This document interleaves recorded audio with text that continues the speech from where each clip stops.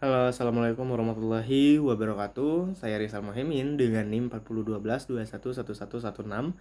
Di sini saya akan menjelaskan mengenai MPA dan apakah MPA tersebut bisa diterapkan di Provinsi Kepulauan Bangka Belitung.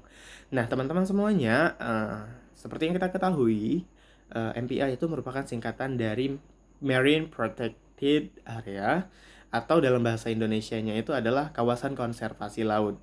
Nah, untuk MPA ini sendiri itu merupakan wilayah laut atau pesisir yang dikelola secara khusus untuk melindungi dan melestarikan keanekaragaman hayati dan ekosistemnya.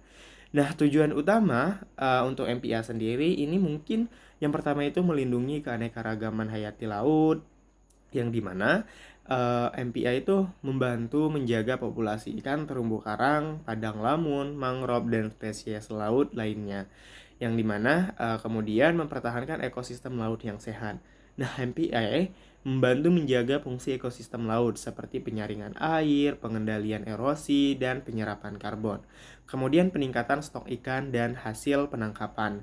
Nah, dengan melindungi spesies laut dan habitatnya, MPA dapat membantu meningkatkan populasi ikan dan hasil tangkapan di sekitarnya.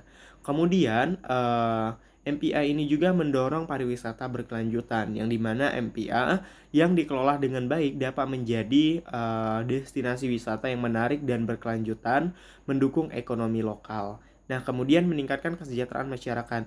MPA dapat memberikan manfaat ekonomi dan sosial bagi masyarakat setempat seperti peluang pekerjaan dan akses terhadap sumber daya laut yang berkelanjutan.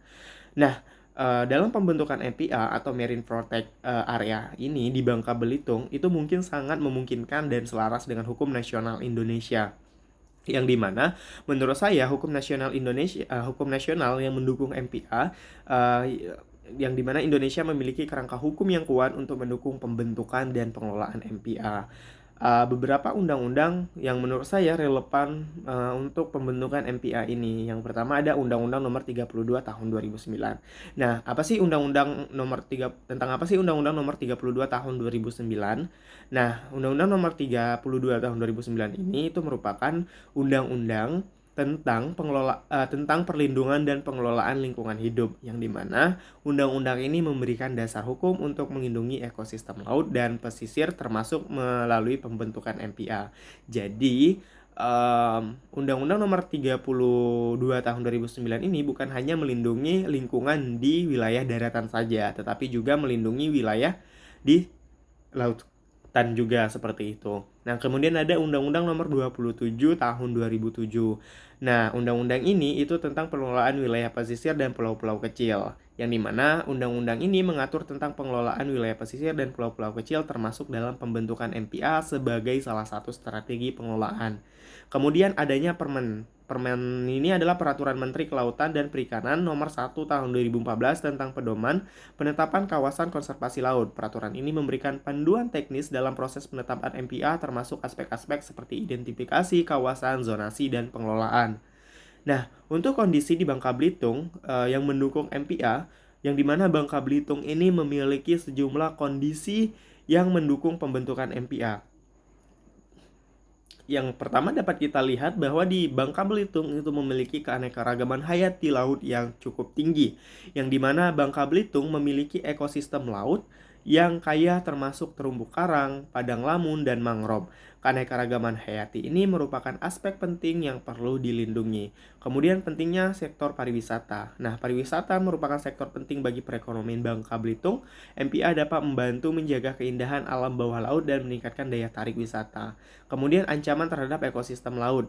Nah, ekosistem laut di Bangka Belitung itu menghadapi berbagai ancaman seperti penangkapan ikan yang berlebihan, kerusakan habitat dan populasi. MPA dapat membantu mengatasi ancaman-ancaman ini.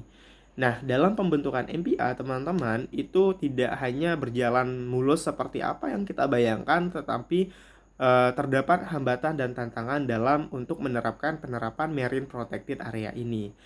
Walaupun di Kepulauan Bangka Belitung ini memiliki wilayah yang memang cukup mendukung untuk diterapkannya Marine Protected ini, tetap saja kita dalam penerapannya itu, untuk menerapkan marine protect ini pasti memiliki hambatan tentunya. Nah, hambatan itu sendiri yang pertama, partisipasi masyarakat. Nah, partisipasi masyarakat ini penting untuk melibatkan dalam proses perencanaan dan pengelolaan MPA. Tanpa dukungan masyarakat, MPA mungkin akan sulit untuk berhasil karena partisipasi masyarakat ini sangat amat dibutuhkan untuk mendukung penerapan marine protected area ini. Kemudian adanya sumber daya dan pendanaan. Nah, sumber daya dan pendanaan ini merupakan bagian dari tantangan dan hambatan dari penerapan MPA ini sendiri. Yang dimana MPA juga membutuhkan sumber daya dan pendanaan yang cukup. Pemerintah dan organisasi non-pemerintah perlu bekerja sama untuk memastikan ketersediaan sumber daya. Kemudian harus adanya penegakan hukum. Nah, penegakan hukum yang efektif sangat penting untuk mencegah pelanggaran di dalam MPA. Nah, di Pulau Bangka Belitung ini sendiri kita tahu bahwasannya masih banyak tempat-tempat wilayah tambang timah atau pertambangan di sektor kelautan, bukan hanya di wilayah daratan saja. Nah, yang dimana pertambangan ini itu mengancam kerusakan lingkungan laut yang mengakibatkan dampaknya terhadap eh, populasi eh, populasi keanekaragaman hayati di laut, seperti rusaknya terumbu karang, kemudian berkurangnya jumlah ikan karena tempat yang terumbu karang yang rusak menjadikan ikan tersebut pergi dari wilayah tersebut dan menyebabkan nantinya berdampak pada perikanan berkelanjutan.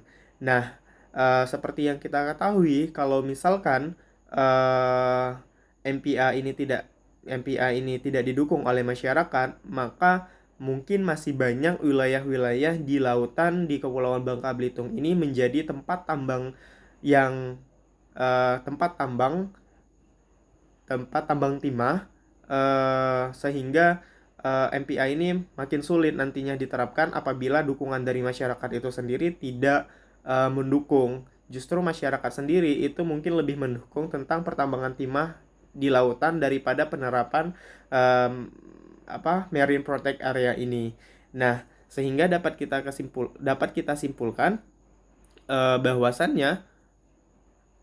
bahwasannya untuk pembentukan MPA di Provinsi Kepulauan Bangka Belitung itu sangat memungkinkan dan menerapkan langkah penting untuk melindungi keanekaragaman hayati laut, yang dimana mendukung sektor pariwisata dan meningkatkan kesejahteraan masyarakat. Nah, dengan mendukung hukum yang kuat, kondisi yang mendukung, dan upaya mengatasi tantangan, MPA dapat menjadi solusi yang efektif untuk menjaga kelestarian lingkungan. Nah, pada intinya, partisipasi masyarakat dengan dukungan yang kuat terhadap pemerintah, apabila penerapan MPA ini bisa diterapkan, maka dapat mengurangi terjadinya populasi kerusakan lingkungan di laut. Mungkin hanya itu saja yang bisa saya sampaikan. Saya tutup. Assalamualaikum warahmatullahi wabarakatuh.